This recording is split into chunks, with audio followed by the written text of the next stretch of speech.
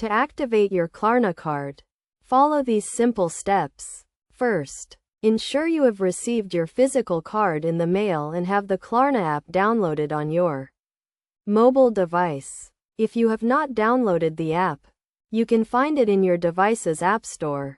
Once you have the app, open it and log in to your Klarna account. If you are new to Klarna, you will need to create an account by following the in-app prompts.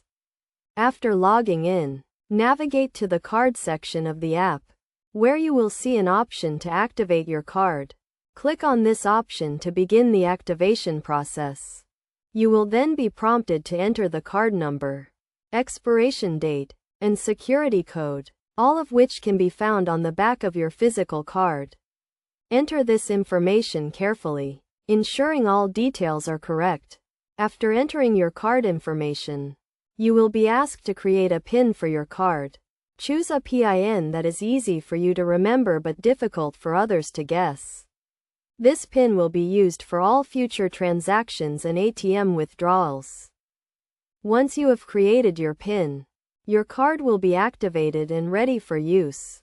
You can verify this by checking the card section of the app, where you should see a confirmation message stating that your card is active.